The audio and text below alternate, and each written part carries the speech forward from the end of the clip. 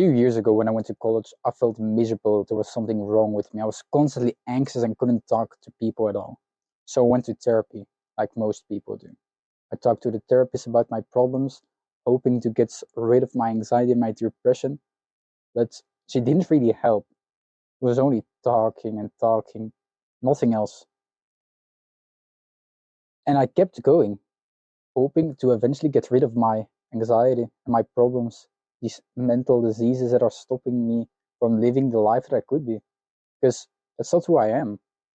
If I wasn't anxious, I would become a better person. But I couldn't get rid of it. I even contemplated committing suicide because my therapist didn't do anything. The problem with my mindset back then was that I believed that emotions were real, which they aren't. When you believe that emotions are real, that they're a real thing, then you'll eventually die from it. Even our ancestors didn't believe that emotions existed. They definitely felt them and they were there. They didn't exist. And that's what most people get wrong in our generation. They're trying to get rid of something that doesn't exist. And I'll give you an example. If they don't exist, then what does that mean? What are these things that you're feeling? Your emotions are the way that we see the world.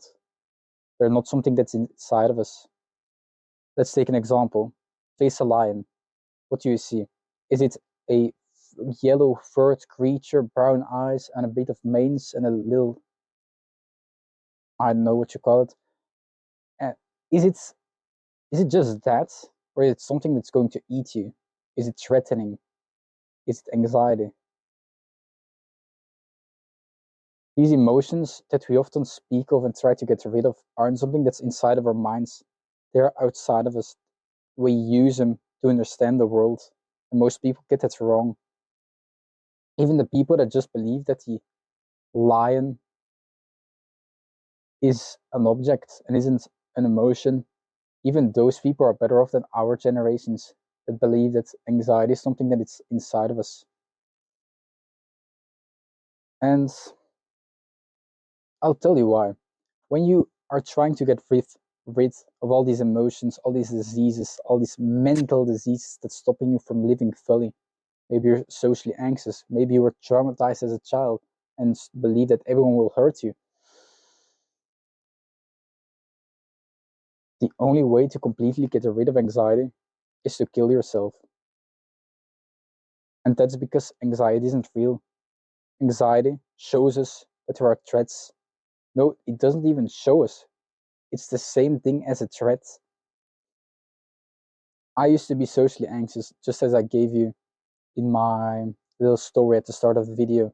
And I was severely depressed. I was constantly curled up in my bed under my sheets, just hoping that the day would go by, scrolling through TikToks, motivational TikToks of people trying to motivate you into becoming the best version of yourself because it felt good. And I really felt like that was the only possibility. I always had to wait a week in order to get back to therapy, in order to deal with my problems. So why would I just do anything in my life except for wait and wait and wait to see in order to see my therapist again? That is not the right way to live. It is wrong because it's based on a wrong assumption, which I just gave to you guys. The assumption that emotions are real. They aren't. The best way to deal with these emotions is by seeing them for what they are. Maybe you're anxious of social situations. Okay, ask yourself, is it really the anxiety that is the problem? Or is there a threat outside of you when speaking to people? Maybe people would think that you're a weirdo. Maybe that there's something wrong with you. Is the social anxiety then the problem? Or the feeling that people will think that you're weird? And obviously it's the latter. It shows you that there's a problem that you have to work with. And you have to, this with all negative emotions, they're telling you something. And you can divide them into basic emotions like sadness, anxiety, and depression and give them meanings, but it's often more complex than it. And the only way to see what is going on is by asking yourself, which is why what I started doing when my therapist didn't want to help me anymore. And when I heard that news that she didn't want to help me anymore, at first it was really depressing and I wanted to give up on life. Because the only way that I was going to get rid of these fears, this depression, was by talking to her. So what other option had I left? Was I going to live with this pain for the rest of my life? And then I saw something on the YouTube shorts. Just a small sentence that someone said. It changed everything for me. And it was, emotions are part of the real world. So I started delving deeper into that. I started journaling about it, started understanding it deeply and fully. And I asked myself, okay, I'm socially anxious. So I'm anxious of speaking to people. Does that mean that there's something wrong with me? Or does that mean that there's something wrong with the other people? And eventually I realized there was something wrong with the other people. In a sense, it was my responsibility. But the threat was coming from them, not from me. And most people from our generations that right now go to therapy with this weird hair and are constantly looking for help and make it their identity that they're traumatized, they're wrong. Because trauma isn't an emotion, it isn't a disease. It's how we see the world.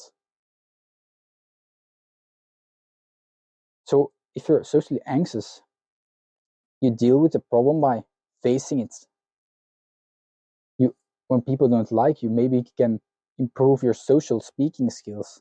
Or when you're depressed and feel like there's nothing to do in your life, look for things that you can do. Find a goal, find some meaning. Or maybe you feel like you can't be the best basketballer in the world. Are you so sure about it? Have you even tried becoming the best? Are you sure that it's some mental disease and not you just giving up? All of the people that fall into this sick lie, they gave up on life, and they only believe that these diseases are real because it serves them in the short term. It makes them feel better about themselves, because if they know they're traumatized, they know they can do something about the pain. But because they're so obsessed with the pain, they don't see the bigger picture. They don't see that they have nothing to do with their life. They don't even realize that by sitting on their chair gaming constantly, they are extending their depression, because gaming is fun. But these people don't even ask, why is gaming fun?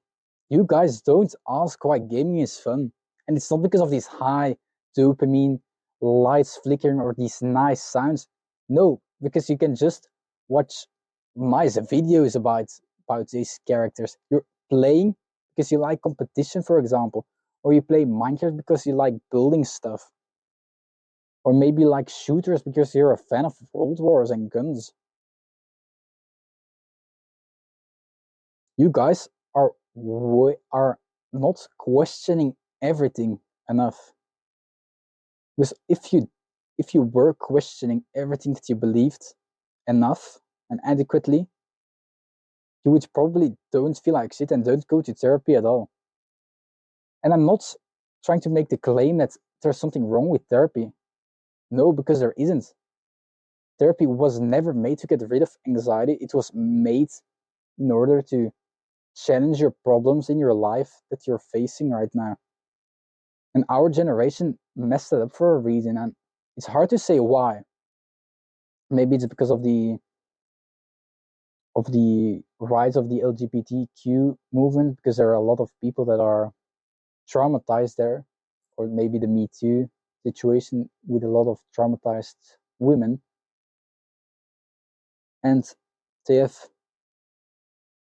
made it their identity and they believe that it's true that they're traumatized without ever questioning it. They just assume that most psychologists might agree with them. And it's possible, but keep in mind, even when a psychologist agrees with you, most of these people just came out of college, 3 years in college, partying every night, barely doing any work. So are you really going to trust the first psychologist that you're going to see? At least look for someone who is adequate at their job and actively improving and has a reason to help you, not just because to gain a little bit of money, but because they understand what you're going through. And we all do this wrong. We all make this stupid mistake in believing that trauma is real. No, it's not. Andrew Tate was right. No, I'm kidding about the Andrew Tate stuff. But as I was saying,